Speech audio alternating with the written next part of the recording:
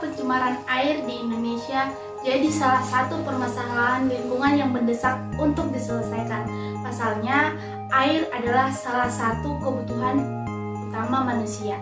Sejak tahun 2015 hingga 2020, data menunjukkan bahwa pencemaran air di Indonesia mulai berkurang.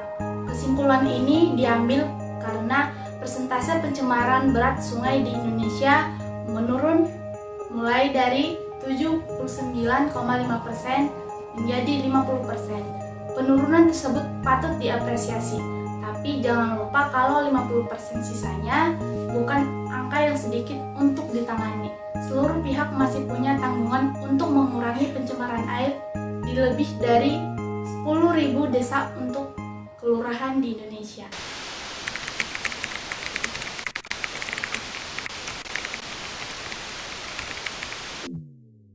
Dampak limbah tersebut sangatlah besar bagi aspek kehidupan, mulai lingkungan menjadi rusak sampai terganggunya kesehatan karena penyakit yang disebabkan oleh sisa limbah yang mencemari sumber air. Limbah rumah tangga yang cukup banyak ditemukan adalah limbah air sabun.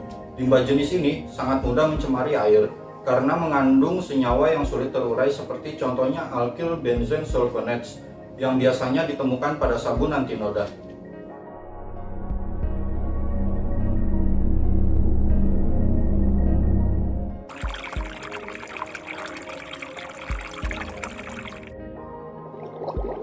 Permasalahan limbah deterjen pernah muncul sebagai polemik di Jabodetabek pada tahun 2020 setelah temuan kanal banjir timur, Kali Marunda, Jakarta Utara, dan Kali Bekasi, Jawa Barat, yang hampir seluruh permukaannya tertutup busa deterjen. Rata-rata konsumsi penggunaan deterjen tiap rumah tangga sebesar 50 gram per hari. Coba kamu bayangkan, dengan jumlah penduduk di Indonesia sekitar 220 juta jiwa dan terdiri dari sekitar 40 rumah tangga, maka dalam setahun terdapat 720 ton deterjen yang digunakan dan berakhir menjadi limbah. Di sisi lain, para ahli menyebutkan bahwa senyawa yang terkandung pada limbah air sabun dapat mengurangi lapisan lendir pada ikan dan juga merusak insan. Dengan hilangnya lapisan ini, kemampuan ikan untuk terlindungi dari bakteri dan parasit menghilang, sehingga ikan yang hidup di perairan yang terpapar tidak aman untuk dikonsumsi manusia. Untuk itu, penting untuk mengetahui lebih lanjut mengenai bahaya limbah yang dihasilkan oleh air sabun tersebut. Beberapa dampak yang sangat dirasakan meliputi: yang pertama, menyebabkan berbagai penyakit seperti iritasi kulit, mata, bahkan memicu kanker. Yang kedua, memicu terjadinya eutrofikasi air. Yang ketiga, menyebabkan pencemaran air. Dan yang terakhir adalah terjadinya krisis air.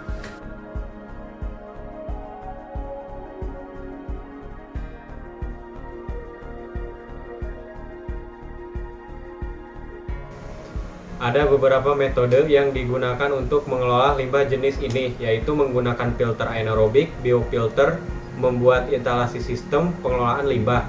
Dari ketiga metode tersebut, menggunakan biofilter adalah cara yang paling mudah. Kamu cukup menanam tumbuhan air yang dapat menyerap limbah seperti kangkung dan kiambang di penampungan limbah. Tanaman itu mampu mengurai limbah karena memiliki mikroba rhizosper. Solusi pengelolaan limbah di atas adalah cara yang bisa diterapkan untuk menanggulangi limbah yang sudah dihasilkan. Tapi bukanlah lebih baik kalau kita mencegah dan mengurangi limbah yang kita hasilkan. Umumnya, deterjen ramah lingkungan bebas dari kandungan fosfat, busa sedikit, dan tidak menggunakan pewangi sintetis. Kabar baiknya, selain menggunakan bahan-bahan alami, limbah dan busa yang dihasilkan sabun organik ini ternyata tidak berbahaya bagi lingkungan dan ekosistem permukaan air, alias aman untuk lingkungan sekitar. Hal ini berbanding terbalik dengan sabun-sabun berbahan dasar kimiawi. Satu hal lagi, kelebihan dari sabun organik yaitu apabila drainase aliran air pembuangan tidak mengalir dengan baik, endapan air bilasan sabun organik tidak akan mengeluarkan aroma kurang sedap. Ini aman untuk kulit dan juga untuk lingkungan hidup.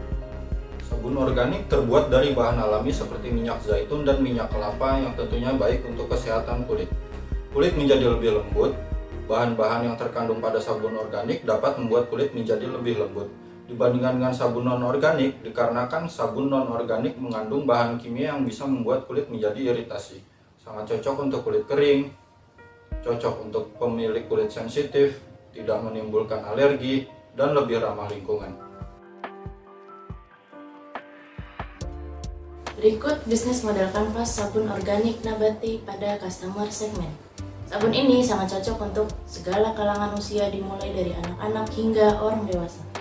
Sabun ini juga bisa mengatasi kulit yang sensitif seperti kulit kering dan gatal-gatal pada kulit.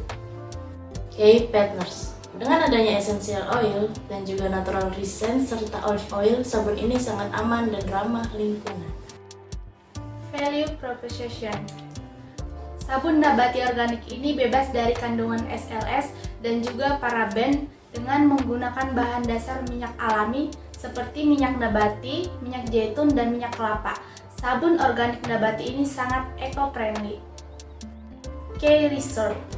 Dengan adanya bantuan dari investor, kami dapat membawa karyawan yang terlatih untuk pembuatan produk serta pembuatan kemasan produk yang tentunya eco-friendly juga.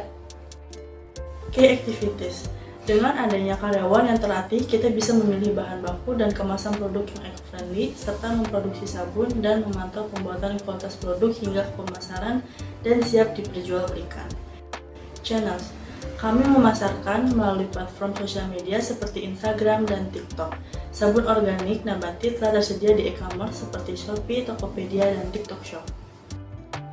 Customer relationship. Dengan adanya event online atau offline, peduli lingkungan, kami siap untuk mengedukasi tentang bahayanya zat deterjen pada lingkungan, serta adanya diskon paket dalam pembelian sabun, dan konsumen akan mendapatkan stempel dalam pembelian produk.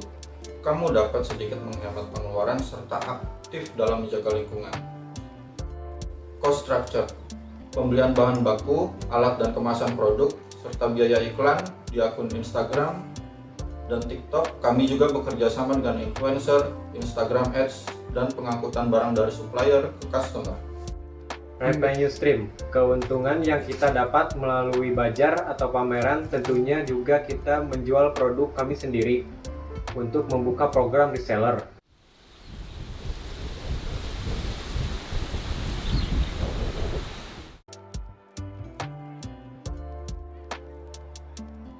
Agar kelestarian sumber daya alam dan keselestarian ekosistem dapat memberikan manfaat yang berkesinambungan, maka pengelolaan harus dilakukan sebaik mungkin, yaitu meliputi: pertama, pengelolaan sumber daya alam yang dapat diperbaharui; yang kedua, kelestarian dan keserasian ekosistem; yang ketiga, pemenuhan kebutuhan manusia yang berkelanjutan; yang keempat, pengendalian hubungan timbal balik dan sumber daya alam dengan manusia. Mari kita semua menjaga kelestarian kita dimulai dengan menggunakan produk yang ramah akan lingkungan.